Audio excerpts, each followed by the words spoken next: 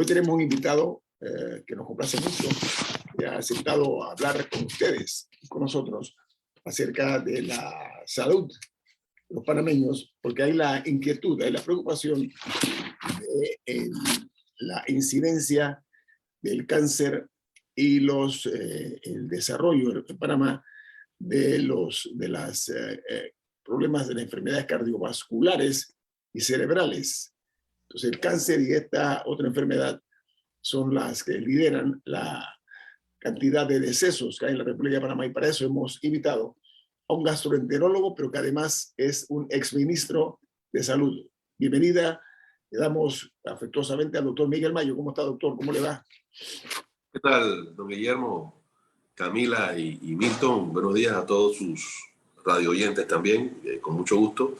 Esto es noticia conocida hace muchos años. Realmente Panamá tiene un perfil de morbimortalidad muy parecido al de los países desarrollados, a pesar de ser un país en vías de desarrollo, y que ya ha sido esto tipificado por la Organización Mundial de la Salud como otra pandemia desde hace mucho tiempo, no solo por...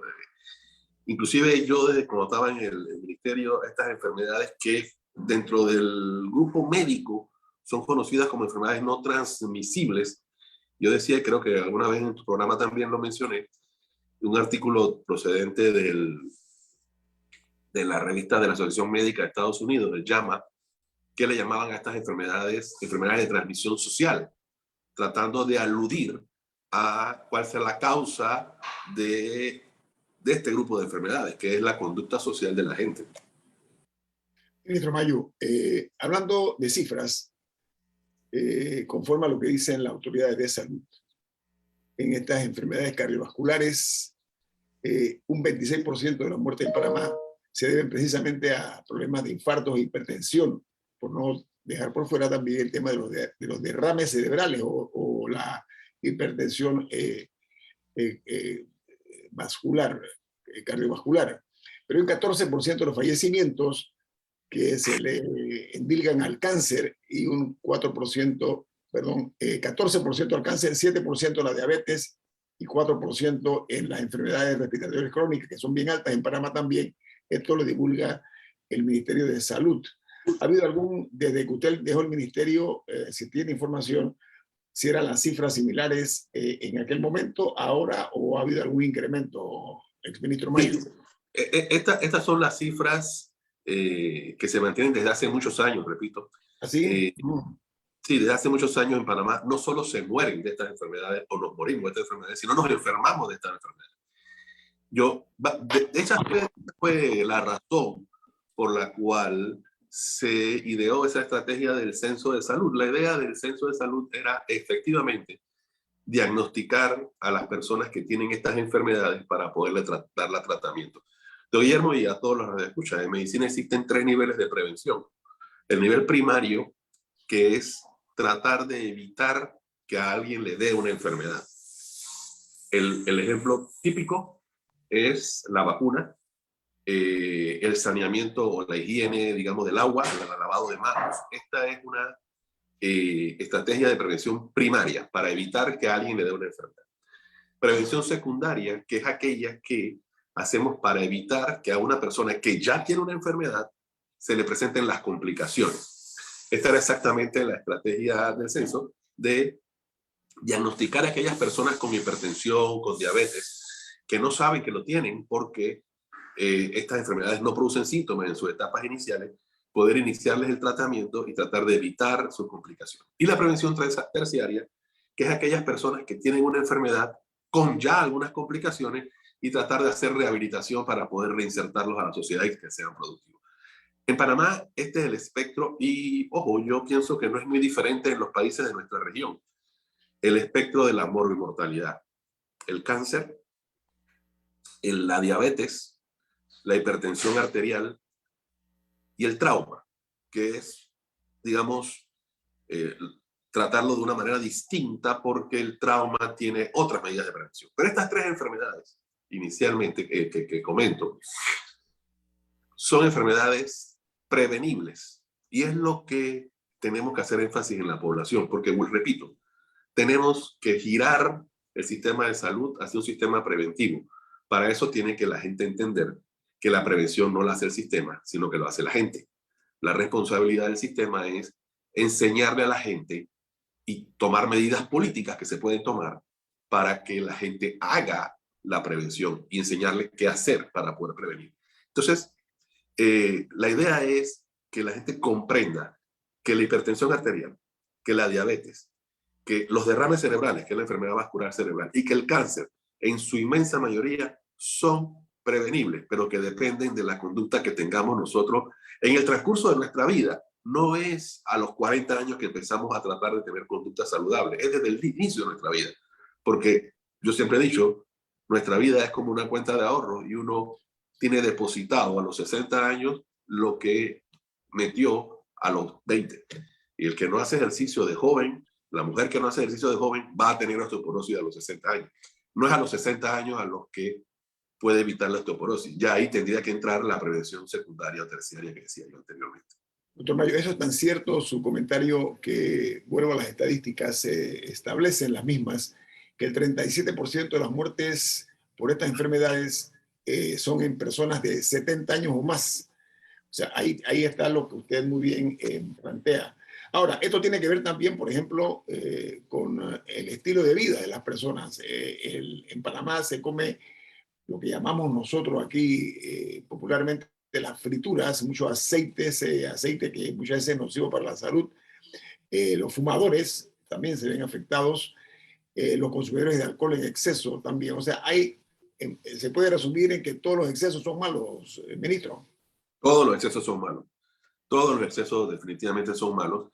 Yo sí creo que, por ejemplo, Panamá es un país donde se ha dejado de fumar.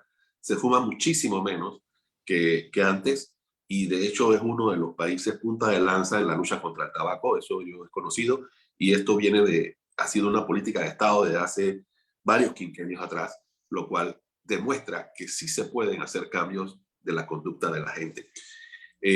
Dicho esto, lo otro es efectivamente los hábitos alimentarios, que son no muy buenos en todos los panameños, y mucha gente me dice a mí, no, es que comer sano es caro. Eso no es cierto. Lo que pasa es que también nos gusta, y a todos nos gusta, la comodidad. Pero en Panamá hay una gran cantidad de mercados periféricos donde uno puede comprar verduras, vegetales a precios muy accesibles y consumir eso. Es mucho más fácil parar en un kiosco y comprarse una comida alta en azúcar y en grasa, que son las que son dañinas, porque eso también hay pues, al alcance de nuestras manos. Y la idea es que la gente esto lo comprenda, que le estamos haciendo daño. Usted ve, y todos hemos sido testigos, los que estamos aquí, seguramente los que nos están oyendo, cuando los padres de familia le hacemos, digo yo le hacemos porque quiero incluir a varios padres que lo hacen, pero yo realmente nunca hice la lonchera de mi hijo, pero sí lo hacía mi esposa, y las mujeres tienen mucho trajín ahora en esta modernidad. Entonces dice, no, es que yo le meto este juguito y le meto esta cosita porque me saca del paso, me saca del apuro, pero le hacemos un daño muy grande a nuestros niños, porque los niños comen de adultos lo que le enseñamos a comer desde chiquitos. Y si uno desde chiquito no le enseñó a comer vegetales, créame que va a ser muy difícil introducirlo. Por eso es que a los adultos no nos gusta comer vegetales, porque de niños no nos enseñaron eso. La responsabilidad de la obesidad infantil que existe en este país, que es casi 30%, es de los padres, no es de los niños. Esa responsabilidad es absolutamente de los padres. Entonces, estamos creando una sociedad en la que hay un aumento de, primero, por un lado, propagandas que estimulan las papilas gustativas de todos nosotros de comida basura. Por otro lado, no estamos dando docencia al público de qué es lo que debe comer. Y aquellos que pueden tener algo de conocimiento de qué deben comer, cuando se van al supermercado y leen, que ha sido una de mis luchas que infructuosas hasta el momento, leen la etiqueta nutricional de los alimentos. Yo me imagino que alguno de ustedes la ha tratado de leer. Es casi imposible entenderla. Hay que tener maestrías de diferentes tipos para poder entender qué quiere decir el contenido de eso. Entonces, es muy sencillo. Algo que yo aprendí en eso de la etiqueta, aparte de que a veces la letra es muy pequeña y para la gente que tenemos disminución visual es grave, hay una máxima que yo sigo: si yo no puedo pronunciar el ingrediente, no me lo como. El nombre es tan raro que es pronunciables, no lo tomo. Y Bueno. busco cosas que son pronunciables, ¿no? Esa es una Ministro, buena ministro. teoría. Pero fíjate, Milton, la palabra sodio la vas a poder pronunciar y la puedes leer perfectamente. Entonces, el porcentaje de sodio, yo le digo a la gente, si tiene más de 6% de sodio, no lo compra. Está así de sencillo. Pero eso es muy difícil para la gente que no tiene educación científica, que es la mayoría, y no tienen por qué saberlo. Sería mucho más fácil que el alimento diga alto en sodio o bajo en sodio o alto en azúcar o bajo en azúcar y que la gente decida qué comprar, pero que lo decida teniendo los conocimientos de la situación. Ahora, más que la cantidad de sodio, es el equilibrio sodio-potasio. Sí. Lo que uno tiene que cuidarse. Entonces, hay que entender el balance de calcio, magnesio, sodio, potasio para poder tener una dieta balanceada, ¿no? Vamos a corte comercial. Permiso, ministro. Al regreso, platicamos con muchísimo gusto esto. Están escuchando las opiniones, las recomendaciones del doctor Miguel Mayo, un gastroenterólogo importante de mucho prestigio en este país y ocupó el alto cargo de ministro de Salud. Así que viene más aquí en Info Análisis. Este es un programa para la gente inteligente.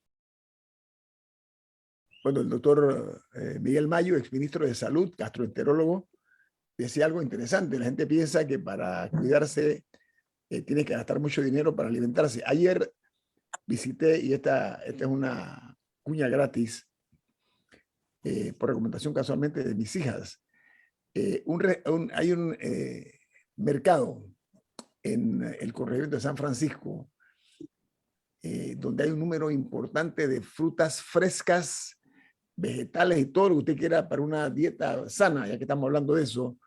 Y ayer fui y la verdad que me impresionó, pero sobre todo los precios que usted no va a querer, que tienen ellos en ese mercado, en el corregimiento de San Francisco. Yo quedé realmente impactado y el servicio que dan personal es de muy buena calidad. Así que les paso el dato, los que les gustan las frutas, más buenas frutas, los vegetales frescos, etcétera, ahí los van a encontrar y vienen directamente de los productores. Yo pregunté, ¿de dónde provienen estas frutas? Bueno, esto viene de las tierras altas de la provincia. ¿Dónde queda el mercado para poder ir?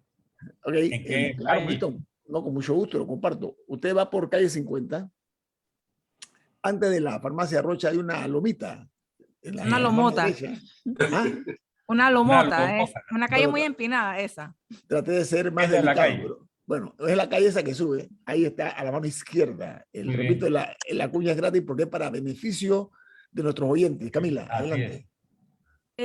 Hablamos más temprano también de la incidencia del cáncer. Ahora, de cánceres hay muchos tipos. ¿Cuáles son los más comunes en Panamá y a qué comportamientos específicos están ligados? Fíjate, en mujeres, el más común es cáncer de mama, seguido de cerca por el cáncer de cuello de útero. Esto cambió relativamente reciente. Antes en Panamá era mucho más común el cáncer de cuello de útero que el de mama, probablemente porque no era diagnosticado adecuadamente el de mama. Pero ahora el de mama tiene una incidencia más alta y mucho más mortalidad, por cierto, que el de cuello de útero. Ahí sí están ligados a diferentes tipos de conducta. El de mama es uno de los cánceres hormonal en su inmensa mayoría y que sí tiene un impacto el sobrepeso y la obesidad sobre ellos porque precisamente los niveles altos de tejido graso ayudan a formar las hormonas femeninas, que son las que al final son el estímulo para el desarrollo de cáncer de mama. El cáncer de cuello de útero no tanto, tiene que ver más con la higiene ginecológica y la conducta sexual por la infección del virus del papiloma humano. Pero el cáncer de útero también, ese sí tiene que ver mucho con el sobrepeso y la obesidad de las mujeres. En el hombre, el cáncer de próstata, sin duda, es el cáncer más frecuente en Panamá y en el mundo entero, realmente. También tiene un impacto importante el estilo de vida y el sobrepeso. Sin embargo, la próstata, como yo siempre he dicho, es un órgano que si Dios nos da suficiente vida en el transcurso del tiempo, la próstata siempre tiende a crecer. Entonces, siempre puede estimular el desarrollo de cáncer con el tiempo. Estos tres cánceres que son los más comunes. Después existe el cáncer de pulmón que tiene una mortalidad muy alta y el cáncer de colon. Sobre todo el cáncer de colon. Bueno, el cáncer de pulmón sabemos que el factor de riesgo más importante es el tabaquismo. Y el cáncer de colon, por ejemplo, la obesidad es uno de los factores de riesgo más importantes, pero tiene un factor hereditario de producción de pólipos. Doctor Mayo, permítame un segundito porque el cáncer de próstata, que es uno de los asesinos más constantes en los hombres aquí en Panamá, tiene, en su opinión, tiene dos formas de ser detectado. O sea, el tacto rectal, que es motivo de mucha preocupación para muchos hombres por razones culturales, y la otra es el PSA. ¿Qué otras fórmulas han encontrado para la detección? Porque el tema de la próstata depende mucho de la detección, como también el de cáncer de mama y otros. ¿Hay algún otro procedimiento que se haya encontrado, doctor? Bueno, lo primero que yo le quiero dejar claro a todos los que nos están escuchando, Guillermo, con respecto al cáncer de próstata, es que nadie cambia su conducta sexual por un tacto rectal. 1. 2. El tacto rectal sí es cierto que detecta temprano un porcentaje importante de cáncer de próstata y ayudado al antígeno prostático específico, que es el PSA famoso, el examen de sangre que se llama, aumenta mucho su sensibilidad. Sin embargo, el cáncer de próstata, la próstata es un órgano de difícil acceso y por el tacto rectal uno solo toca algún pedazo de la próstata, no todo. La tecnología ha aumentado significativamente la sensibilidad y ahora existe la resonancia magnética de próstata que nos ayuda a identificar con muchísima sensibilidad la presencia o no de lesiones subjetivas de cáncer y en cuyo caso habría o no que hacer una biopsia. Pero este no es un examen que se le hace a todo el mundo.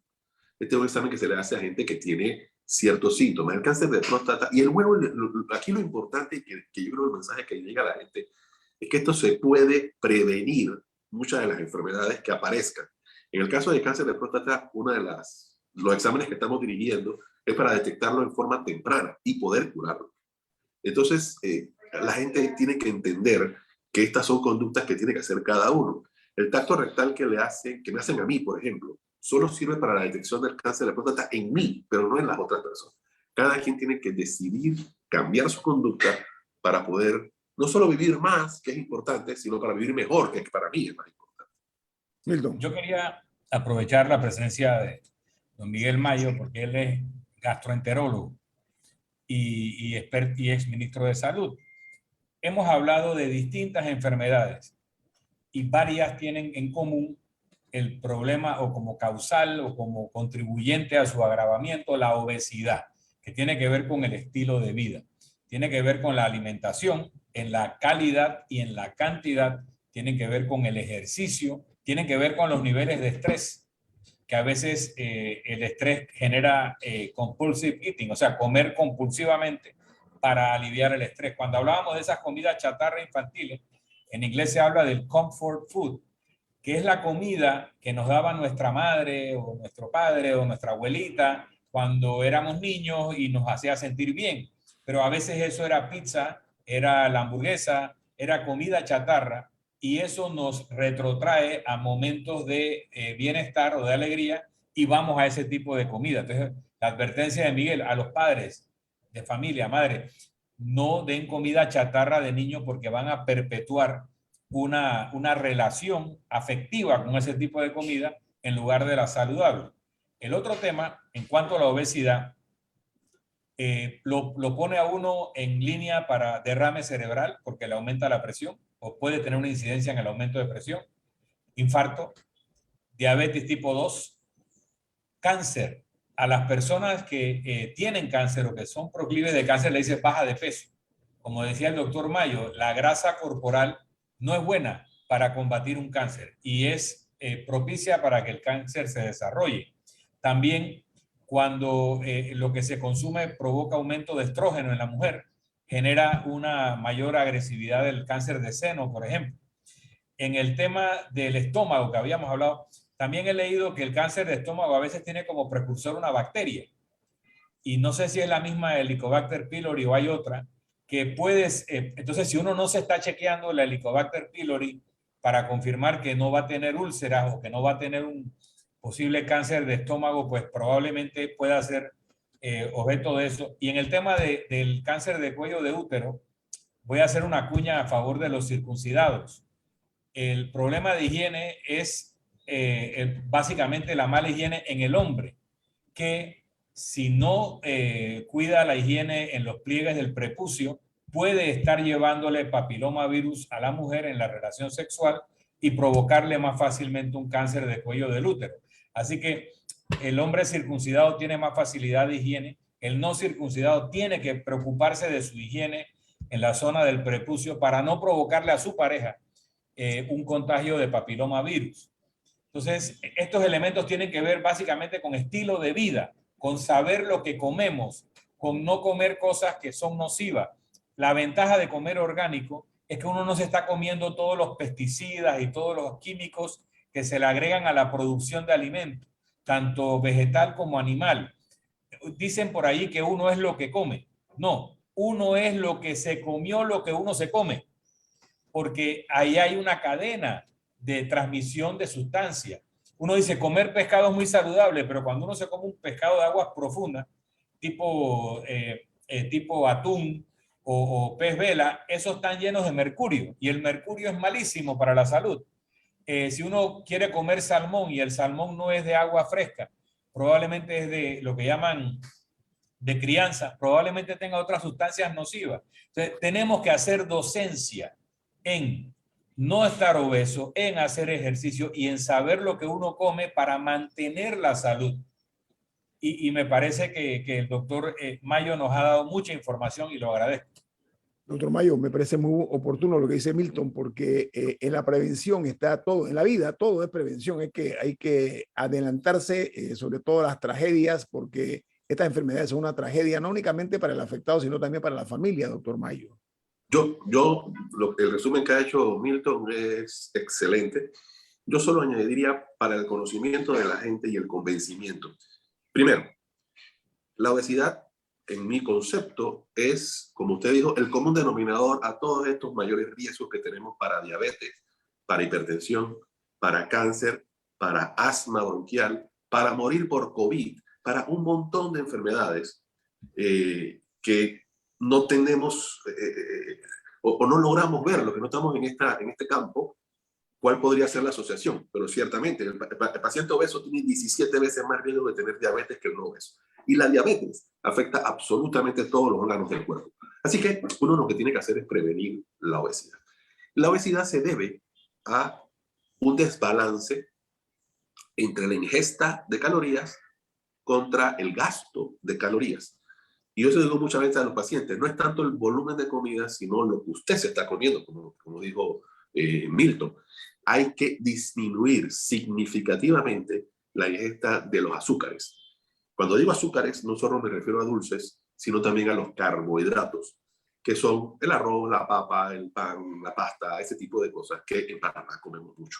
Y, por supuesto, bajar la grasa, bajar la sal, aumentar el potasio, esto que ya sabemos, pues, pero esto es absolutamente fundamental para tener una buena salud. Aumentar la ingesta de fibras, porque no solo la fibra, las vegetales y esto, que ojo, que sean bien lavados, por supuesto, pero esto aumenta, cuando usted se los come, esto disminuye la capacidad de recepción de más comida, entonces lo hace comer menos. Eso lo ayuda mucho a bajar de peso. Y esto, aunado al ejercicio, le da más salud cardiovascular y les da sostenibilidad a su pérdida de peso. Una cosita más antes de irnos al cambio. Es un corte. No, ministro, al revés. Yo quiero que usted tenga la amabilidad de ampliar, porque estamos haciendo algo importante que es la docencia y la forma de crear conciencia. Ese es el propósito. Al regreso, ministro Mayo, vamos al corte comercial. Esto es InfoAnálisis, un programa para la gente inteligente. Bueno, amigos, continuamos platicando con el ministro Miguel Mayo. Nosotros tuvimos la obligación de pedirle que ampliara su participación porque tenemos un corte comercial que es ineludible. Así que, doctor Mayo, adelante. Sí, otra cosa que decía Milton, que hay diferentes tipos de obesidad y eso es una realidad. Y la obesidad perversa, la que realmente afecta nuestra salud y de la que estamos hablando, es la obesidad abdominal, es decir, lo que típicamente conocemos como el gordo, la persona que tiene la barriga grande. Por esto es que es importante Y yo se le digo a las personas, el peso es importante, sí, pero las medidas son más importantes. Y es más barato comprar una cinta métrica que comprar una pesa. Entonces, mi mensaje es que mídanse el perímetro abdominal, que es la circunferencia abdominal a nivel del ombligo. Se miden eso. En los hombres, ese valor tiene que ser menor a 102 centímetros. En las mujeres, eso debe ser menor a 88 centímetros. Ese debe ser el objetivo. De las recomendaciones que uno da para cuando uno empieza a bajar de peso, porque cuando uno quiere bajar de peso quiere llegar a esos niveles inmediatamente. Nunca haga eso. Póngase metas pequeñas, pero continuas. Diga, yo voy a rebajar esta semana 2 libras y después la otra semana dice, voy a rebajar 2 libras más. Porque si usted dice, voy a rebajar 15 libras y ve que eso no va a ocurrir en las próximas 2 semanas, porque no va a ocurrir en las siguientes 2 semanas, empiezan las frustraciones y deja uno de cambio de conducta. 2, el cambio del estilo de vida no puede ser visto como una tarea obligatoria. Tiene que ser visto como un hábito de cada uno. Yo le digo a mis pacientes, haga ejercicio solo los días que uno se baña. Porque uno se baña todos los días. El ejercicio no es que hagamos ejercicio 3 veces a la semana, no, que haga ejercicio todos los días, porque yo quisiera que el ejercicio fuera parte de su vida, como lo es el bañarse, el cepillarse los dientes, el comer. Eso es parte de su vida. Usted no piensa en lavarse los dientes, simple y sencillamente lo hace en automático. Se baña en automático. Debe ir a hacer ejercicio en automático. Y definitivamente el comer sano, ¿no? Sin duda, vuelvo y repito, tratar de ver la etiqueta nutricional. Son mejores las que tienen menos azúcar y las que tienen menos sodio en general. Como decía Milton, tendremos que tomar en cuenta el calcio, el potasio, sí es cierto, pero en general el mensaje para la población, menos sodio, menos carbohidratos y menos grasa, eso es lo ideal. Factores de riesgo, los factores de riesgo, doctor. Bueno, es que la obesidad es un factor de riesgo. De hecho, como ya se fuma menos en el mundo, la obesidad asociada a la inactividad física o al sedentarismo es conocido como el nuevo tabaquismo, porque representan los factores de riesgo para todas estas enfermedades que, vuelvo y repito, como usted dijo al principio, no solo nos están matando, sino que nos están enfermando y están mermando la productividad y calidad de vida de toda nuestra población. Camila. Un factor importante que hemos mencionado aquí es el estrés, y también vemos una incidencia en la población en temas de depresión o de ansiedad que no necesariamente están siendo atendidos. ¿Cuál es la disponibilidad en Panamá para atender estas condiciones? Y, o sea, Bueno, ¿dónde puede una persona buscar ayuda accesible? Mira, Camila, el primer problema de las personas que sufren de ansiedad o depresión es que el resto de la sociedad, todos nosotros, el resto, lo puse hace poco en Twitter, por cierto, discriminamos a esas personas, la estigmatizamos. Él está enfermito o ella está enfermita. Y eso hace que esta persona y todos los que están viendo eso a su alrededor no vayan a buscar ayuda. Y lo único que eso produce al final, es perpetuar y agravar el problema. Entonces, el primer problema de las enfermedades mentales la tenemos el resto de la sociedad, que estigmatizamos estas enfermedades. El día que eso deje de ocurrir, la gente va a ir a ver a estos pacientes, estas personas van a ir a ver a los profesionales de la salud con mayor tranquilidad. Eso por un lado. De hecho, entonces, desde la Convención de Caracas, hace muchísimos años atrás, la psiquiatría fue catalogada como una de las especialidades básicas, que eran 4: medicina interna, ginecología, cirugía y pediatría. Se añade psiquiatría, precisamente porque se estaba viendo este aumento de gente con enfermedad mental que no estaban siendo vistos y que son un problema porque viven muy mal. Y la idea es, entonces, disminuir la cantidad de hospitales psiquiátricos y tener psiquiatras y psicólogos en los centros de salud y los centros de atención primaria, que es donde se detectan estas enfermedades, y poder detenerlas a tiempo. La gente tiene que comprender que la enfermedad mental es como cualquier otra enfermedad. usted no debe darle pena decir que toma una pastilla para la ansiedad o toma una pastilla para la depresión. Sin embargo, la gente lo esconde. Y la gente lo esconde porque nosotros, el resto, lo vuelvo y repito, lo estigmatizamos. En Panamá, en la mayoría de los centros de salud hay psicólogos o psiquiatras, y en las policlínicas también los hay, y ciertamente debería haber más, y es una de las especialidades que consideramos críticas, donde hay que aumentar la formación de estos médicos, pero para ir a los centros de salud y poder atenderlos. Ahora se está hablando más de este tema de enfermedades mentales. Antes sigue siendo un tabú, pero ahora quizás menos, y yo espero que mañana sea menos que hoy, y la gente pueda ir a buscar ayuda, porque, como yo le digo a los pacientes, no está mal sentirse mal.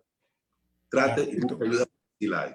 No, pero Miguel, en esto que tú estás hablando, en la Facultad de Medicina debieran enseñar más de aspectos de psicología y debieran enseñar nutrición, porque algunas enfermedades que llamamos emocionales o mentales a veces tienen causa nutricional, alergias alimentarias. Hay evidencia de que algunas conductas de tipo autista son producto de alergias al trigo, que produce algunas desconexiones o hiperconexiones en terminales nerviosas. Hay algunas conductas que tienen que ver con la ansiedad o con el derivado de la ansiedad, ahora el término no lo recuerdo, que tienen que ver con que tienes un exceso de candidia, y porque las terminales neuronales del sistema digestivo te manda ciertas señales de conducta de esa naturaleza. Entonces, la nutrición incluso tiene que ver con aspectos de lo que llamamos enfermedades emocionales o mentales. Ahora se conoce lo que, bueno, desde hace unos años atrás, lo que se llama el microbioma, que es el grupo de bacterias que están dentro del tracto gastrointestinal, y es considerado ahora mismo, por peso, el órgano más grande del cuerpo. Así es. Y efectivamente es un órgano, o es un área activa del sistema del organismo, del ser humano en total, que reside en el tracto gastrointestinal, pero que impacta a todos los órganos de la economía humana. Pero además, porque en el tracto gastrointestinal hay terminales neuronales que son una especie de otro cerebro. Nosotros tenemos el cerebro en la cabeza, tenemos algún tipo de cerebro en el corazón a nivel de neuronas, y tenemos en el tracto digestivo, y muchas decisiones que tomamos, las tomamos con el gut feeling que llaman, en efecto, las tomamos en el tracto digestivo. Es que existe también lo que se llama, Milton, el eje cerebro-intestino, que de hecho está... Pero ministro, es importante lo que quiero, permítame que lo interrumpa, porque este tema que toca Milton y que estamos desarrollando, y después se la paso a Camila, el Helicobacter pylori es importante para evitar el cáncer de estómago, es lo que yo he leído. Háblanos del Helicobacter pylori y la incidencia que tiene en Panamá el mismo. Pero deja que termine de hablar del cerebro, la conexión cerebro, porque es muy importante para muchas enfermedades. Y el microbioma, que nosotros tenemos más microorganismos en nuestro cuerpo que células propias. Entre lo que hay en el tracto digestivo, en la piel, hay más unidades biológicas que no son nosotros que células propias. Y eso se ha descubierto recientemente, y eso incide en la salud. Sí, ministro, respóndale a Milton y después a mí. Helicobacter pylori, ¿no? Sí, respóndale a Milton y después a mí, porque sabe que hay mucha gente que tiene el Helicobacter pylori y no lo saben. Van las dos seguiditas, una de otra. Dele. En la Facultad de Medicina sí existe la cátedra de nutrición, se da nutrición. Sin embargo, como muchas otras clases, se da nutrición molecular y enseñan, porque le están enseñando a estudiantes de medicina. Entonces le enseñan lo que tú hablabas antes del calcio, el potasio, todo esto. Pero lo que no nos enseñan en la Facultad de Medicina, que es una de las cosas que ya se ha estado hablando, de hecho, hace poco un congreso aquí del Colegio Americano de Gastroenterología, el capítulo de Centroamérica, es cambiar la forma de enseñanza para que nosotros, los estudiantes de medicina, los posteriores médicos, podamos trasladar esos conocimientos a la población y que la población se beneficie de esos conocimientos. Eso es exactamente lo que no nos enseñan, y es lo que nos tienen que enseñar. El Helicobacter, fíjate, decía, el cáncer tiene causas inflamatorias, como son estas que ya dije anteriormente, producidas por la obesidad, o que la obesidad impacta en el riesgo para estos cánceres. Hay sustancias cancerígenas, y estas sustancias cancerígenas en algunas ocasiones son infecciosas. Por ejemplo, La hepatitis B y C para cáncer de hígado. Por ejemplo, el virus papiloma humano para cáncer de cuello de útero y para cáncer de pene. No crean que el cáncer, el papiloma humano es solo importante en las mujeres. No, en los hombres también. Por eso se introdujo la vacuna también en los muchachitos. Y el Helicobacter pylori, efectivamente, es un cancerígeno tipo 1 que lo clasifica la OMS como un cancerígeno definitivo para el cáncer de estómago. Sin embargo, tengo que ser claro en que la prevalencia del Helicobacter pylori en Panamá, igual que en casi todos los otros países, es alrededor del 70%. Eso quiere decir que alrededor del 70% de la población tiene Helicobacter pylori. Si eso es así, el Helicobacter pylori tampoco es que es tan malo como la gente cree. Pero, ciertamente, la mayoría de la gente que tiene Helicobacter pylori obviamente no desarrolla cáncer de estómago. Pero sí es cierto que la mayoría de la gente que tiene cáncer de estómago tuvo Helicobacter pylori. Entonces, podemos entrar en discusión si al ser el 70% de la gente positiva por el Helicobacter pylori se debe o no se debe tratar. Lo cierto es que la gente no le gusta vivir con ese riesgo o esa espada de Damocles atrás de que si tengo esto me podría dar cáncer o me podría dar úlcera, porque también sabemos que es la causa número 1 de úlcera péptica, ¿no? Entonces la gente pues, puede recibir tratamiento para el Helicobacter pylori, que es una bacteria como muchas otras que recibe un tratamiento. Sin embargo, el tratamiento del Helicobacter pylori es un poquito complicado porque estando en el estómago y cubierta por un moco protector que tenemos, es un poco difícil el acceso de los antibióticos a esa área, así que requiere de una combinación de medicamentos para su tratamiento. Pero lo que sí es cierto es que si alguien se entera que tiene Helicobacter pylori, no es que tiene que correr al mundo entero, sino que puede ir con calma a un médico para que lo vea y se lo trate. Y quería añadir, porque creo que se me quedó en el tintero, lo que había dicho Camila del estrés, y eso es una gran realidad. El estrés aumenta los niveles de cortisol, que es la hormona del estrés, y que es una hormona proinflamatoria. Y es la inflamación lo que produce todo a nivel molecular, digamos, es la inflamación la que produce todo este riesgo de estas enfermedades. Ministro, usted mencionó brevemente la vacuna del papiloma humano, contra el virus papiloma humano. Esa es una vacuna muy estigmatizada, por lo menos siento yo. A mí me la colocaron, apenas me la podía colocar, pero siento que a veces se asocia, o sea, y yo recuerdo incluso cuando yo me la puse como de adolescente, o no recuerdo a qué edad, que había este tema que hay gente que no se la quería poner porque podía indicar que uno estaba teniendo relaciones sexuales no cuidadas. O sea, había todo este morbo alrededor de la vacuna, que me intriga un poco saber de cuánto es la cobertura de la vacuna contra el virus papiloma humano en Panamá. ¿La gente se la pone o ese morbo ha afectado? Doctor Mayo, le voy a solicitar, usted es un hombre muy ocupado, tiene paciente que atender. Después del corte comercial, 3 minutos a la respuesta. Ministro, no le quitamos más. 3 minutos, ¿sí? Para responder la buena pregunta de Camila. Viene más aquí en Info Análisis. Este es un programa para la gente inteligente.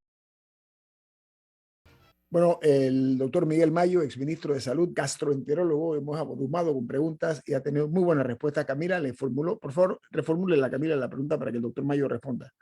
Sí, la vacuna contra el virus del papiloma humano, que es la principal causa del cáncer de cuello uterino. Yo recuerdo, a mí, mi papá me llevó a ponérmela apenas tuve la edad, pero yo recuerdo incluso en ese entonces de adolescente que había todo un morbo alrededor de esa vacuna, de que ponérsela a las niñas era fomentar que tuvieran relaciones sexuales sin cuidarse, etcétera, cuando no era para prevenir el cáncer. Pero ¿qué tanto afectó eso? Pensando un poco en lo que ha pasado ahora con la vacuna del COVID, ¿qué tanto afectó eso? ¿En Panamá hay una buena cobertura de la vacuna contra el virus papiloma humano o el morbo sí causó daño en ese sentido? Definitivamente sí causó daño, no solo ese morbo, sino pasó a aplicar a otro. La vacuna del papiloma humano inicialmente, que ahí la que ponemos en Panamá es contra 4 cepas del virus papiloma humano, que son las cepas más virulentas para producir cáncer, por cierto. Se introdujo en el sistema, en el programa empleado de inmunizaciones de Panamá para niñas 2012 o 13 o 2010, por ahí, hace recientemente. Y para niños en el 2017. Y efectivamente, cuando se introduce esta vacuna, era una vacuna que ya venía muy estigmatizada, porque la gente la asociaba a efectos secundarios importantes sobre todo en Europa. Recuerdo que en Colombia hubo un movimiento muy grande en contra de esa vacuna y obviamente esto ha afectado la cobertura. Yo el porcentaje de cobertura no lo sé. Sin embargo, en Panamá, la cobertura contra casi todas las vacunas es muy buena. Es muy buena. La aceptación de vacunación en Panamá Pero es históricamente. que esa no es obligatoria, esa es opcional, ¿no? O si es parte del esquema. Ninguna vacuna es obligatoria, pero es parte del esquema, sí, por supuesto. Perdón, sí, ¿sabes? Pero esa es parte del esquema o es adicional. Sí, lo que decía yo se introdujo en el esquema, en el programa empleado de inmunizaciones en el 2010, creo para niñas, y en el 2017 para varones, o el 2011 para niñas y el 2017 para varones. Porque se sabe, perdón, que protege contra cánceres en hombres también. Pero el movimiento antivacunas mundial ha afectado la cobertura de esa y de muchas otras vacunas. Esto no hace mucho tiempo existía, pero se publicó un artículo de un científico en Inglaterra en el 2014 que asociaba la vacuna del sarampión con autismo. Y eso creó una ola de incredulidad impresionante a nivel mundial. Luego se descubrió que eso es mentira. Ese señor se le quitó la licencia, por cierto, pero ya había causado daño, ¿no? Y hay que luchar contra esto. De hecho, yo siempre he pensado que una de las luchas importantes que tenemos en salud, aparte de la docencia, es la lucha contra los antivacunas. Y tenemos que verlo desde un punto de vista científico. Y yo se lo digo a la gente ahora con el movimiento también en contra de la vacuna del COVID. Las vacunas son aprobadas por entes científicos, no por entes políticos. No tiene nada que ver si la vacuna se produce en uno o en otro país, o si se pone en uno u otro país. Las vacunas, siempre que son aprobadas, es porque ya tienen un beneficio muy por encima del riesgo. Que el riesgo siempre existe con todas las cosas que nos ingerimos diariamente, no necesariamente con la vacuna. Doctor Mayo, usted tiene paciente que atender. Le agradezco mucho, hemos abusado de su tiempo. Ha sido muy amable. Miguel Mayo, ministro de Salud. Milton, tenemos a Eduardo Quiroz. Tengo a Eduardo Quiroz ya en la línea de bateo, ¿no? Así que, doctor Mayo, muchas gracias por estar con nosotros esta mañana. A la orden. Repetimos, ha sido muy generosa su participación aquí. Siempre es un placer participar con ustedes y a todos sus muchas gracias. Oiga, ayer se celebró la reunión de la Sociedad Interamericana de Prensa y el representante de Panamá ante la CIP, ante la Sociedad Interamericana de Prensa, es el presidente de la editora que tiene bajo su manto los diarios La Estrella de Panamá y El Siglo. Y tenemos a Eduardo Quiroz, que es precisamente la persona que sirvió como vocero de Panamá ante esta reunión. Eduardo, estás en tu auto, te estoy quitando tiempo, pero sería tan amable de ilustrarnos acerca de qué fue lo que se trató en la reunión de la CIP ayer. Si era tan amable, buen día. No se te escucha, pon el micrófono, activa el micrófono, el micrófono, Eduardo. Activa el micrófono. No. El micrófono, tiene que activar el micrófono. Bueno, actualmente... Todavía. Ponle ahí el microfonito, dale. ¿Ahora? No, todavía no. Tiene que activar el micrófono. Conecta el audio, Eduardo. No. Bueno, también mientras el señor Quiroz logra conectar su audio. A ver, ya, Eduardo. Ahora sí me escuchas. Muy bien, Eduardo. Reunión de la Sociedad Interamericana de Prensa ayer. Sí, mil disculpas y la verdad es que muchas gracias a ti, a Milton y a Camila por darnos la oportunidad. Efectivamente, se inició la asamblea de medio año de la Sociedad Interamericana de Prensa. Creo que es importante destacar que el caso fundamental ciertamente es Nicaragua, ante todos los abusos que se están cometiendo en ese país contra medios, periodistas y la ciudadanía en general por parte del régimen de Ortega y Murillo. Pero en el caso de Panamá, el planteamiento estuvo centrado en el debate que existe sobre la necesidad de sacar de la jurisdicción penal los delitos contra el honor, la calumnia y la injuria, y adecuarnos a los países de primer mundo que tienen estos temas en la jurisdicción civil, y en alguna medida se establecen también limitaciones a los montos por los cuales se puede demandar, que no pongan en peligro el normal funcionamiento de los medios y el libre ejercicio del periodismo. En Panamá, adicional a eso, también está pendiente la posibilidad de establecer que no se den medidas cautelares que impidan el normal funcionamiento de los medios previo a una decisión final, o sea, a un pronunciamiento final por parte del juzgador o del juzgado del juez que corresponda. Adicional a eso también se planteó la necesidad de evitar el abuso que a veces se hace del sistema de recurrir a otras jurisdicciones o lo que se ha denominado los argumentos confusos, que pueda usted terminar utilizando la jurisdicción de familia para intentar impedir el normal ejercicio del periodismo. Esos planteamientos en términos generales fueron los acogidos y discutidos en la asamblea de la CIP. Eduardo, el tema que tocas o que tú has expuesto ante la CIP, ante la Sociedad Interamericana de Prensa, con relación a la despenalización de la calumnia e injuria en Panamá, ¿cómo fue acogida?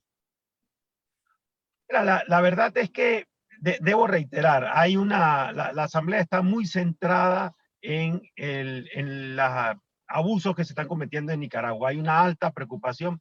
De hecho, yo creo que Panamá debiera prestarle más atención y tal vez ser todavía más solidarios.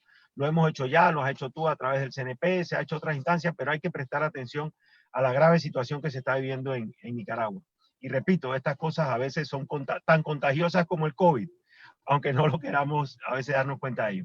Sin embargo, en el caso de Panamá, y que es lo que nos ocupa, efectivamente, alta preocupación de que todavía no estemos a niveles de los estándares de la jurisprudencia de la Corte Interamericana de Derechos Humanos en materia de la llamada despenalización de la calumnia e injuria, que no es otra cosa que sacar los delitos del honor de la jurisdicción penal.